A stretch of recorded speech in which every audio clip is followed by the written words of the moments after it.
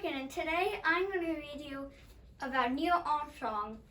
Here are some details why I chose Neil Armstrong, how he became famous, his childhood, and how he inspired me.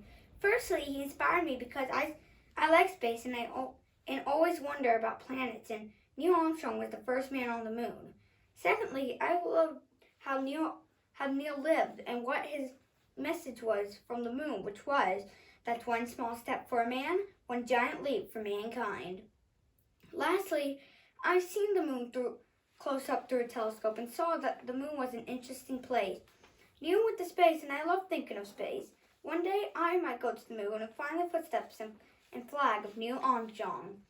I think that Neil's life was very interesting. Neil was born in Wapakoneta, August 5th, 1930. Neil grew up loving airplanes and flying. In 1936, Neil took his first plane ride in an airplane. The airplane was called the Tin Goose, and could hold 12 passengers.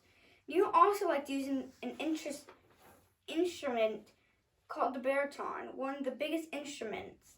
In 1946, Neil got his flying license before his driver's license. When Neil got older and entered Purdue University College, the Korean War started in 1950, and Neil was called up to launch airplanes. He got hit by enemy fire once, but wasn't badly hurt. Neil was brought down safely. After Neil returned to his college.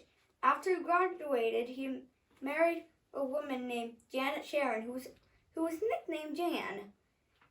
He had a son Eric and daughter Karen, who was nicknamed Muffy. She died at a young age of cancer. Neil then goes on to become an astronaut. In 1962, Neil was accepted into 9 groups of astronauts. He practiced hard, and in 1966, Neil had his first flight on Gemini 8. Neil and some other astronauts orbited the moon to find a landing spot. In 1969, on a space rocket called Apollo 11, Neil is commander of Apollo 11 and is launched up into space with 2 other astronauts named Buzz Aldrin and Michael Collins. Before this day, 3 other astronauts were supposed to be the first men on the moon, but when they were launched, there was a huge explosion and the 3 men died. Now Neil, Buzz, and Michael are going to be the 3 men on the moon. It took 4 days to get to the moon, but when they were going to land, Neil thought it was too rocky and took the controls and found a better place to land. After Michael separated from Apollo 11, Neil landed on the moon and thought of his message. His message was, that's one small step for a man, one giant leap for mankind. After Neil and Buzz collected moon rocks, they were brought back home safely on Earth. There was a huge party with thousands of people. Neil started teaching at a school called University of Cincinnati in 1971. In 1994, Neil and Jan divorced, and Neil marries Carol Hell Knight, who also liked planes like Neil.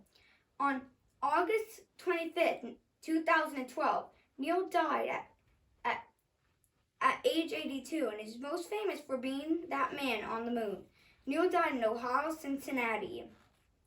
Neil Armstrong was born and grew up loving airplanes and is well known for her being the first man on the moon.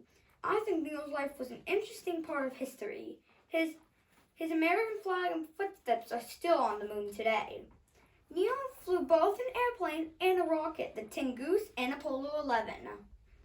In conclusion, I think Neil Armstrong and his achievements throughout his life were an interesting and inspiring part of history. Fun facts. 1. When Neil, Michael, and Buzz were returning back to Earth, they saw some weird part in space and thought it was an Apollo 11 part or was a UFO. 2. Neil stopped giving autographs when he saw that people were selling them on the internet. 3. When Neil Armstrong was given a speech, that's one small step for a man, one giant leap for mankind, Neil probably forgot the word A or a poor moon sound, purposely cut it out. Thank you for for listening to me about Neil Armstrong and his achievements throughout his life.